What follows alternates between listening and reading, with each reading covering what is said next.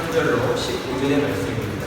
마태복음 6장 13절로 19절의 말씀입니다.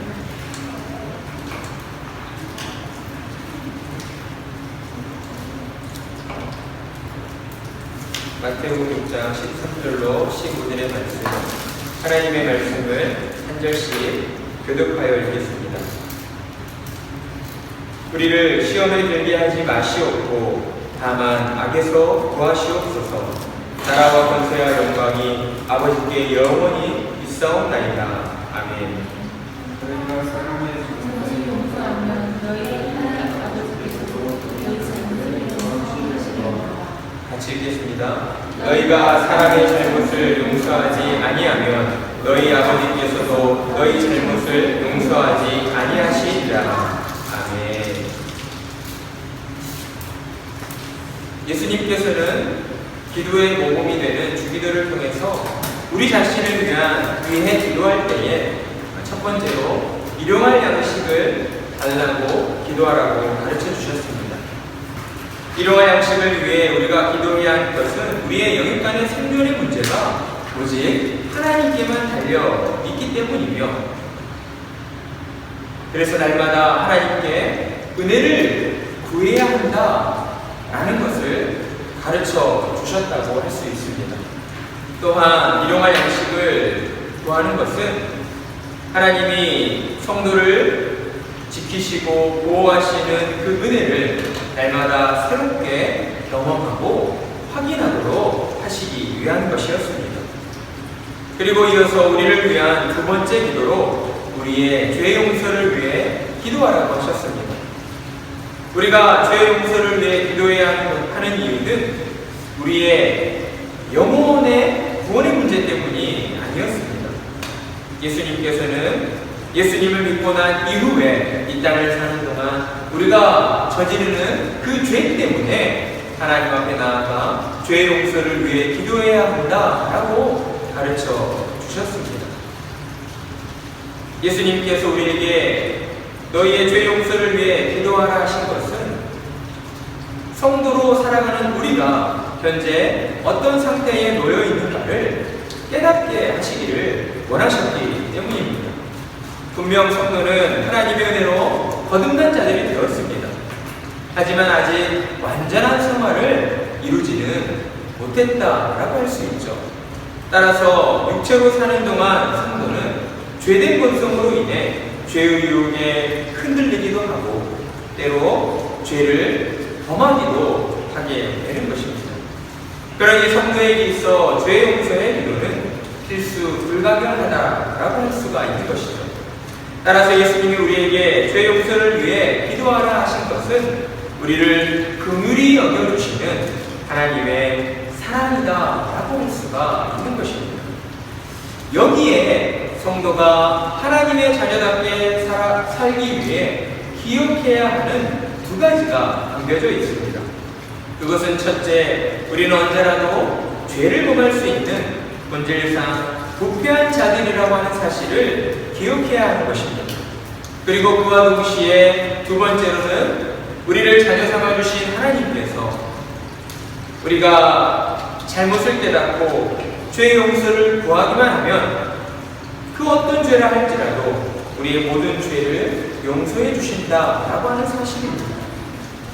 이 두 가지 사실을 잘 기억할 때에 성도는 자신이 하나님의 은혜 없이는 도무지 살아갈 수 없는 그런 연약한 존재라고 하는 사실을 늘 기억하며 살게 되는 것입니다.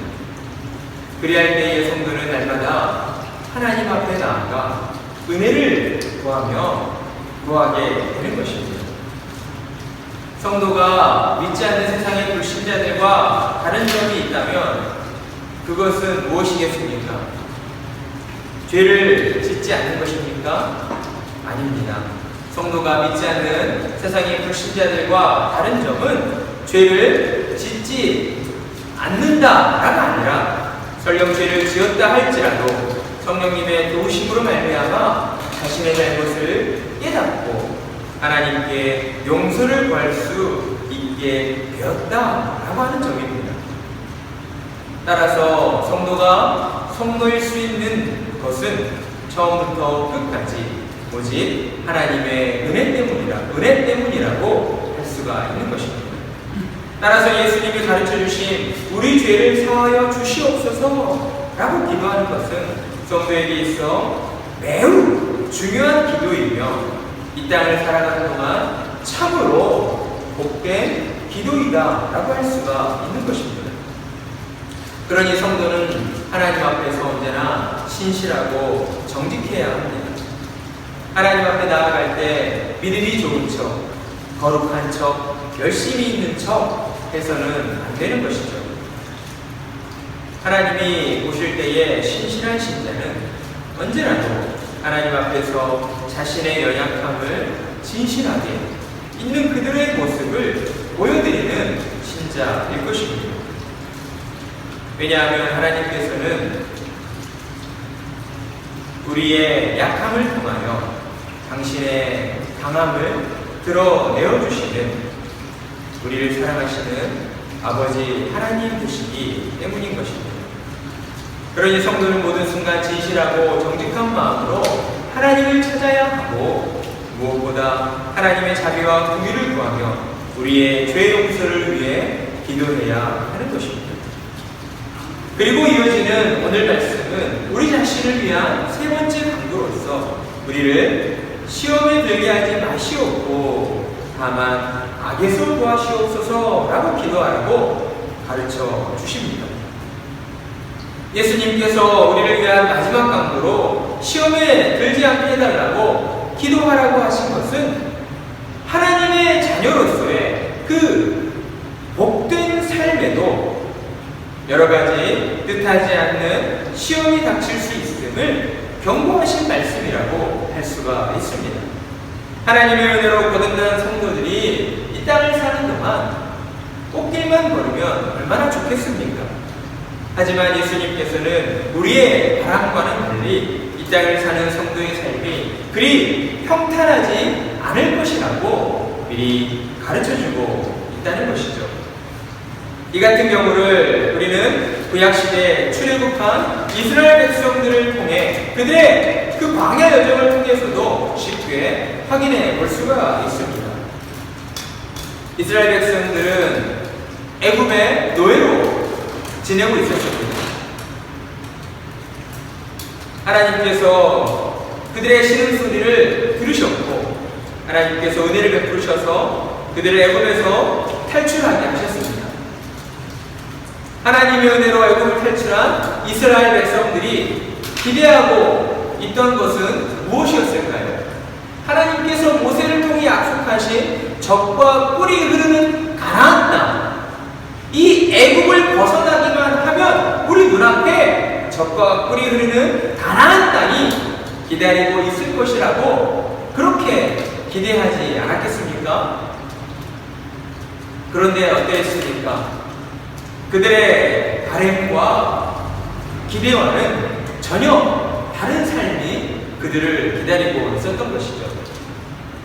그들은 하나님이 약속하신 젖과 꿀이 흐르는 가나안 땅에 도착하기까지 물도 없고 먹을 것도 없고 정말 도무지 사람이 생존할 수 없는 그런 광야의 길을 계속해서 걸어가야만 했던 것입니다. 무엇 하나 계획할 수가 없죠. 무슨 일이 어떻게 벌어질지 모르니까요. 한 치 앞도 내다볼 수가 없습니다. 언제 죽을지 모르는 그런 환경 속에 살아가고 있기 때문에요. 그들은 그렇게 척박한 광야에서 그저 하나님이 인도해 주시는 대로 하나님이 가라 하시면 가고 하나님이 멈추라 하시면 멈춰야 하는 그런 삶을 살아가야 했습니다.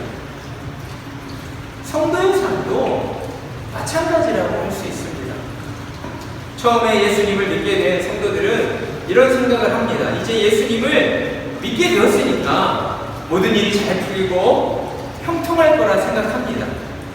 우리가 주변을 돌아다니다 보면 예수 믿고 복 받으세요 라고 하는 그런 문구를 쉽게 보게 되죠. 예수님을 믿지 않았던 사람들이 교회에 처음 나오게 되면 이제 예수님을 믿게 되었으니까 이제 나는 복받고 모든 일들이 형통하게 될 것이라고 그렇게 기대하게 됩니다. 하지만 어떻습니까? 실상은 그렇지 않다는 것이죠.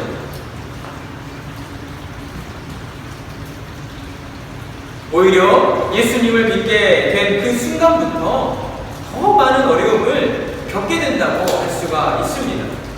왜냐하면 예수님을 믿게 된 그 순간 이전에 없었던 영적인 싸움이 성도의 내면과 외면에서 벌어지게 되기 때문입니다. 오직 믿음으로 이 세상이라고 하는 거대한 가치관과 맞서 싸워야 합니다. 세상의 거짓 유혹을 물리쳐야 하고 우리의 육신의 정욕을 물리쳐야 합니다. 그리고 무엇보다 우리를 믿음의 길에서 멀어지게 하려는 사탄의 공격에 맞서 싸워야 하는 것입니다. 이럴 때 성도는 하나님이 약속하신 적과 꿀이 흐르는 가나안 땅, 곧 천국에 이르기까지 이 세상이라고 하는 영적인 광야에서 힘겨운 싸움을 해나가야 하는 것입니다. 하지만 어떻습니까? 성도 혼자만의 힘으로 이 영적인 싸움을 감당해낼 수가 있습니까? 그럴 수가 없다는 것이죠. 왜냐하면 우리가 아무리 거듭난 성도라 할지라도 우리는 여전히 죄된 본성으로 말미암아 죄의 유혹에 흔들릴 수밖에 없는 그런 연약한 존재들이기 때문입니다. 그래서 예수님께서는 이처럼 거친 광야에서 사탄의 시험에 넘어지지 않도록 하시기 위해 우리에게 시험에 들지 않게 해달라고 기도하라고 가르쳐 주신 것입니다. 그러니 성도는 이 땅을 사는 동안 자신에게 닥칠 시험이 있음을 알고 있어야 합니다. 예수님을 믿기 때문에 내 인생에는 어떤 시험도 없을 거야. 나는 그저 꽃길만 걷게 될 거야. 착각은 자유잖아요. 그렇게 생각해서는 안 된다는 것이죠. 하나님께서, 우리 주님께서 주기도를 통해 가르쳐 주신 것처럼 예수님을 믿고 살아가는 성도의 삶이 그리 평탄치 않다는 것을 우리는 기억하고 또 그 시험을 대비하여 살아야 하는 것이죠. 그리고 그 시험의 정체가 무엇인가를 우리는 바르게 알아야 할 것입니다. 어떤 사람들은 예수님이 주기도를 통해 가르쳐 주신 그 시험이 하나님께서 신자들의 믿음을 테스트하시는 그런 종류의 시험이라고 말하는 사람들도 있습니다. 하지만 예수님이 말씀하신 시험은 성도의 믿음을 테스트하시는 그러한 시험이 아닙니다. 이 시험은 성도들을 믿음의 길에서 멀어지도록 만드는, 믿음에서 떠나 배교하도록 만드는 죄의 유혹이라고 할 수가 있는 것입니다.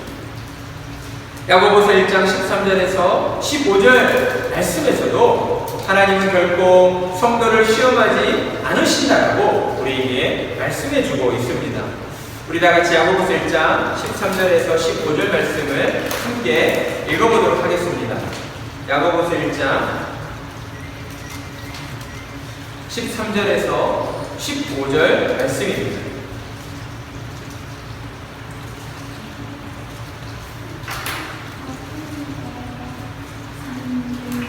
야고보서 1장 13절에서 15절 말씀입니다. 다 찾으셨습니까? 야고보서 1장 13절에서 15절 말씀 우리 한 절씩 읽겠습니다. 사람이 시험을 받을 때에 내가 하나님께 시험을 받는다 하지 말지니 하나님은 악에게 시험을 받지도 아니하시고 친히 아무도 시험하지 아니하시느니라. 각 사람이 시험을 받는 것은 자기 욕심에 끌려 인력되느니. 다 같이 읽겠습니다. 욕심이 잉태한즉 죄를 낳고 죄가 장성한즉 사망을 낳느니라. 아멘. 우리가 방금 읽은 야고보서 말씀에서 사람이 시험을 받는 것은 무엇 때문이라고 말씀하고 있습니까? 무엇 때문이라고요? 자기 욕심. 그렇죠. 욕심에 끌려 미혹됨이라. 이 미혹이라는 말이 시험이라는 거죠. 템테이션, 유혹. 자기 욕심에 끌려 시험받는 것이다 라고 우리에게 말씀해주고 있는 것입니다. 그러니까 성경은 분명히 사람이 시험을 받는 것은 자기의 욕심 때문이라고 말씀하고 있는 것이죠. 그리고 그 욕심이 커져서 어떻게 돼요? 실제적인 죄를 짓게 된다라고 우리에게 가르쳐주고 있습니다. 따라서 야고보서의 말씀을 종합해 볼 때 성도가 시험을 받는 것은 하나님의 어떤 테스트 때문이 아니라 순전히 자기 마음의 욕심 때문이며 그 욕심이 커져서 실제적인 죄를 짓게 된다라고 할 수가 있습니다. 자, 그렇다면 성도는 어떻게 해서 그 마음에 욕심을 품게 될까요? 그냥 가만히 있어도 욕심이 일어납니까? 사탄이 성도의 영혼을 충동질하기 때문입니다. 사탄은 성도의 영혼에 죄된 본성이 아직 남아있다는 사실을 잘 알고 있어요. 그래서 사탄은 먹이를 찾아오는 사자처럼 성도의 마음을 충동질하여 그 마음에 욕심의 씨앗을 뿌린 그 기회만을 노리고 있는 것이죠. 우리가 보통 어떨 때에 그런 사탄의 유혹에, 사탄의 시험에 빠지게 될까요? 성도가 성령 충만하지 못할 때에 사탄은 그 틈을 노리고 우리 마음에 욕심의 씨앗을 뿌리게 되는 것입니다. 따라서 성도가 시험에 빠지게 되는 것은 사탄의 악한 의도 때문이라고 할 수가 있는 것이죠. 그리고 예수님은 시험에 빠지지 않게 해달라고 기도하는 것에서 이제 한 단계 더 나아가 다만 악에서 구하시옵소서 라고 기도하라고 말씀해 주시고 있습니다. 여기서 악에서 구해달라고 할 때에 이 악은 말 그대로 악 그 자체라고 할 수도 있겠지만 언어의 해석을 보면 악한 사람 또는 악한 자라고도 할 수가 있습니다. 그러니 다만 악에서 구하시옵소서라고 기도하는 것은 우리를 시험하여 믿음에서 떨어뜨리려고 하는 그런 악한 자 누구입니까? 곧 사탄의 시험에서 우리를 구해달라고 기도하는 것이며 또한 우리를 넘어뜨리려고 파놓은 그 사탄의 함정에서 우리를 구해달라고 기도하는 것이라고 할 수가 있습니다. 그리고 이러한 사탄의 공격은 이 세상 모든 사람을 향해 있지 아니하고 오직 하나님의 은혜로 거듭난 성도들만을 향해 있다라고 하는 사실입니다. 사탄은 믿음 없는 불신자들을 공격하지 않습니다. 왜냐하면 불신자들은 이미 사탄의 노예가 되어서 죄의 종노릇 하고 있기 때문입니다. 그러니 사탄은 언제라도 예수님을 믿고 따르는 성도들을 공격하게 되는 것입니다. 사탄이 성도를 공격하는 이유는 단 하나입니다. 성도를 믿음의 길에서 떠나도록 만들기 위해서입니다. 믿음을 저버리고 하나님을 배신하도록 만들기 위해서입니다. 사탄은 이 일을 이루기 위해 수단 방법을 가리지 않습니다. 우리가 전혀 눈치채지 못하도록 아주 교활하고 은밀하게 우리를 공격해 들어오는 것이지요. 사탄의 이러한 공격은 오늘날 교회 안에서도 아주 활발하게 이루어진다고 할 수 있습니다. 사탄이 교회를 공격하는 주된 방법은 교회 안에 있는 가라지들을 통해서입니다. 마태복음 13장을 보면 4가지 땅에 떨어진 씨 비유의 말씀이 나와 있습니다. 그 말씀을 보게 되면 종들이 밭에 나아가 좋은 씨앗을 뿌렸어요. 그 씨앗이 이제 점점 자라서 이제 추수할 때가 가까워졌는데 종들이 그 밭을 나가보니 어때요? 그 밭에 곡식과 가라지가 함께 자라 있는 것을 보게 된 거죠. 우리가 반동산을 할 때에 가라지라고 하는 그 잡초와 같은 것들을 다 농부들이 걷어냅니다. 왜냐하면 곡식을 잘 맺기 위해서 가라지들이 영양분을 다 뺏어가 버리면 곡식에 가야 할 그 영양분이 제대로 공급되지 못하잖아요. 그러면 좋은 쌀을 수확할 수가 없게 되잖아요. 그러니까 보통 농사를 짓는 사람들은 비료를 뿌리는 거예요. 잡초가 자라지 않도록, 가라지가 자라지 않도록, 병충해가 들지 않도록. 그래서 종들이 주인에게 찾아가 묻습니다. 주인이시여, 가라지가 저렇게 자라있는데 가라지를 뽑을까요? 그러자 주인이 어떻게 대답합니까? 주인은 가라지를 뽑다가 곡식까지 뽑을까 염려되니 가라지를 추술 때까지 그냥 자라게 내버려 두라 라고 명령합니다. 이게 무슨 의미입니까? 오늘날 교회 안에도 곡식과 가라지가 함께 있다는 것을 우리에게 가르쳐주고 있는 것이며, 또한 사람의 눈으로서는 누가 진짜고 누가 곡식이고 누가 가라지인지 누가 가짜인지 전혀 분간할 수가 없다는 것이죠. 그렇다면 곡식과 가라지가 언제 판별되어집니까? 추수할 때가 되었을 때에 판별되어지는 것이죠. 추수할 때라는 것은 이제 밭의 모든 곡식을 다 베는 거죠. 그때 가라지도 베는 거죠. 곡식이 있는 알곡들은 따로 모아서 곡식을 걷어들이겠지만 가라지는 어떻게 됩니까? 그냥 불에 던져지는 거죠. 재간되어 버리는 거죠. 예수님께서 이 땅에 심판주로 다시 오실 때에 오늘날 교회 안에 있는 곡식과 가라지가 구별되어지고 그제서야 드러나게 된다라고 우리에게 말씀해주고 있는 것입니다. 따라서 참된 성도들은 교회에서 신앙생활을 하는 가운데에서도 교회 안에서도 사탄의 시험이 활발하게 이루어지고 있다는 것을 늘 기억하고 사탄의 공격을 막아설 수 있도록 늘 경계해야 하는 것입니다. 우리를 시험에 빠지지 않도록 도우시는 이는 오직 하나님 한 분뿐이라는 사실을 늘 기억하고 어느 때라도 하나님을 믿고 의지하여 시험에 들지 않게 해달라고 간절하게 기도해야 하는 것입니다. 이렇게 성도를 위한 세 가지 강구를 가르쳐 주신 예수님께서는 이제 기도의 모범으로 가르쳐 주신 주기도를 마칠 때에 너희는 하나님의 나라와 권세와 영광이 아버지께 영원히 있사옵나이다. 아멘. 이라 하며 우리의 기도를 들으시는 그 하나님을 찬양하는 기도로 마무리하라고 가르쳐 주시고 있습니다. 이렇게 하나님의 영광을 찬양함으로 기도를 마치는 것은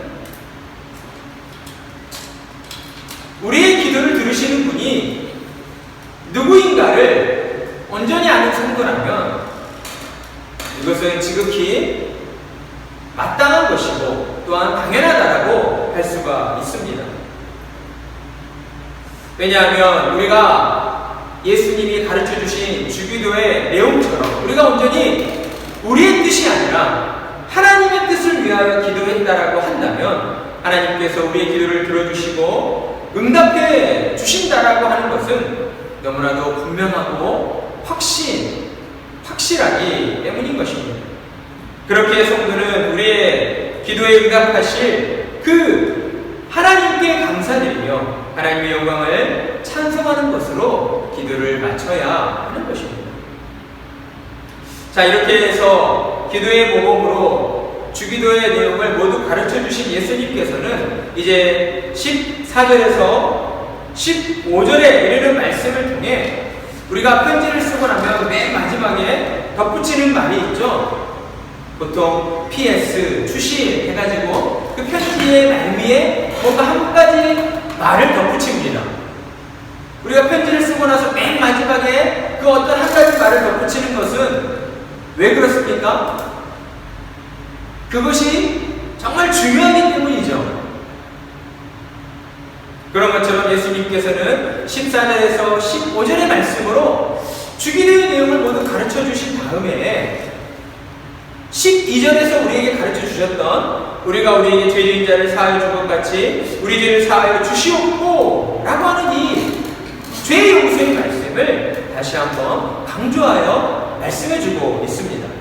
우리 14절에서 15절 말씀을 함께 읽어보겠습니다. 자, 시작. 너희가 사람의 잘못을 용서하면 너희 하늘아버지께서도 너희 잘못을 용서하시려니와 너희가 사람의 잘못을 용서하지 아니하면 너희 아버지께서도 너희 잘못을 용서하지 아니하시리라. 아멘. 자, 따라서 우리는 예수님이 주기도의 내용을 가르쳐 주신 다음에 이 덧붙여 주신 14절에서 15절의 말씀을 살펴볼 때에 예수님이 주기도를 통해 우리에게 가르쳐 주시고자 했던 그 핵심적인 내용이 바로 죄의 용서에 있다라고 하는 사실을 알 수가 있다는 것입니다. 왜냐하면 우리가 하나님의 자녀로 살아갈 수 있는 그 시작이 성도의 삶을 살게 되는 그 시작이 하나님의 죄의 용서로부터 시작되었기 때문이라는 것이죠. 우리가 하나님의 자녀일 수 있는 그 이유는 무엇입니까? 하나님께서 독생자 예수 그리스도를 통하여 우리의 모든 죄를 용서해 주셨기 때문입니다. 따라서 예수님이 주기도의 모범을 가르쳐 주신 후에 죄 용서의 문제를 다시 한번 언급하신 것은 하나님이 우리에게 얼마나 큰 죄 용서의 은혜를 베풀어 주셨는가를 상기시켜 주신 것이고, 또한 성도는 반드시 이 사실을 기억하고 살아야 한다는 것을 강조하신 것이라고 할 수가 있는 것입니다. 그렇습니다. 성도는 하나님의 죄 용서로 말미암아 구원 얻게 된 자들입니다. 하나님의 한없는 사랑과 긍휼하심 때문에 하나님의 자녀가 될 수 있었고 천국 백성이 될 수 있었습니다. 그러니 성도는 매일 주기도의 모범을 따라 기도할 때마다 우리가 얼마나 큰 죄인이었는가를 기억해야 하는 것입니다. 그리고 또한 우리가 얼마나 큰 사랑 속에서 죄 용서의 은혜를 받았는가를 기억해야 하는 것입니다. 하나님이 베풀어 주신 조건 없는 사랑을 우리 마음에 새기고 하나님을 사랑하는 마음으로 우리의 형제들과 우리의 이웃들을 사랑하고 그들의 잘못을 조건 없이 용서해 줘야 하는 것입니다. 다른 사람의 죄를 용서해 줘야 한다라고 오늘 우리에게 가르쳐 주신 우리를 위한 마지막 기도, 우리를 시험에 들게 하지 마시옵고, 이 기도는 결국 다른 사람의 죄를 용서해 주는 것과 매우 깊은 연관이 있다라고 할 수 있습니다. 왜냐하면 성도들이 보통 가장 많이 걸려 넘어지는 시험이 무엇인가를 생각해 볼 때에 그 시험은 바로 누군가의 잘못을 용서해 주는 문제와 깊이 관련되어 있기 때문입니다. 교회에서도 보통 어떤 일로 인해 다투게 되고 싸움이 일어나게 됩니까? 아주 사소한 오해로 시작해서 서로를 미워하게 되고 그로 인해 서로 다투게 되고 그로 인해 교회 안에 믿음의 형제들끼리도 정말 얼굴을 쳐다보기도 싫다라고 하는 그런 일들이 벌어지게 되는 것입니다. 교회 밖에서도 마찬가지라고 할 수가 있습니다. 따라서 성도로 살아가는 우리에게 있어 우리를 시험에 빠지게 만드는, 참 우리를 곤란하게 만드는 가장 큰 문제는 바로 우리의 형제와 우리의 이웃의 잘못을 우리가 마음으로부터 진정으로 용서해 주었는가 우리는 부끄러워지고 고개를 숙일 수밖에 없다라는 것이죠. 우리는 쉽게 어쩔 수 없다라고 이야기하지만 하나님 앞에서 우리는 결코 그런 생각을 품어서도 안 되고 또한 그런 마음을 가져서도 안 되는 것입니다. 왜냐하면 하나님께서는 죄로 인해 원수되었던 우리를 구원하시기 위해 독생자 예수 그리스도를 십자가에 못 박아 주셨기 때문입니다. 우리를 사랑하셔서 오직 우리를 죄에서 구원하시기 위해 하나님께서 친히 죄의 굴레를 덮어 쓰시고 십자가의 죽음을 선택하셨기 때문입니다. 그러니 성도는 예수님의 말씀에 순종하여서 그저 입술로만 용서하는 것이 아니라 우리의 마음으로부터 그들을 용서하고 살아야 하는 것입니다. 그 일들을 이루기 위해 우리에게 절실히 필요한 것이 있습니다. 그것은 바로 성령 충만함의 은혜입니다. 우리의 죄된 본성으로는 내게 잘못한 사람을 용서할 수가 없는 것이죠. 오직 하나님의 은혜가 임할 때에만, 성령 충만함을 입을 때에만 우리는 다른 사람의 잘못을 용서할 수가 있게 되는 것입니다. 따라서 성도는 늘 하나님 앞에 나아가 죄 용서를 위해 우리 자신뿐만 아니라 특별히 우리의 형제들과 우리의 이웃의 잘못을 용서해달라고, 그들을 위해 그들을 용서할 수 있는 마음을 갖게 해달라고 성령 충만함을 위해 기도해야 하는 것입니다. 사탄의 시험에 빠지지 않게 해달라고, 1만 달란트 빚을 탕감받은 자로서 100데나리온 빚진 자를 용서할 수 있는 자가 되게 해달라고, 우리를 죄에서 구원해 주신 하나님의 은혜를 잊지 않게 해달라고, 그래서 매 순간 하나님을 사랑하고 우리 형제와 우리 이웃을 사랑하며 살아가게 해달라고, 이 모든 일들이 주 뜻 안에서 이루어질 수 있도록 성령 충만함의 은혜를 베풀어 주시라고 간절한 마음으로 기도해야 하는 것입니다. 하나님의 은혜 없이는 형제를 사랑하는 일도 이웃을 사랑하는 일도 불가능한 것입니다. 더 나아가 하나님의 은혜 없이는 그들의 잘못을 용서해 주는 일은 더더욱 불가능하다고 할 수가 있습니다.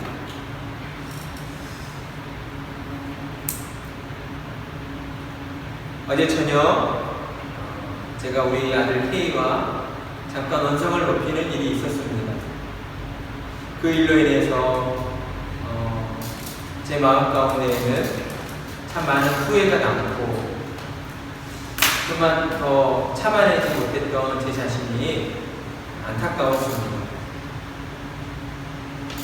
우리가 성령 충만하지 못할 때에 그처럼 우리 마음에 있는 화를 참지 못하고 순간적으로 화를 내게 되고 그로 인해서 다른 사람의 마음에 상처를 낼 수가 있는 것입니다.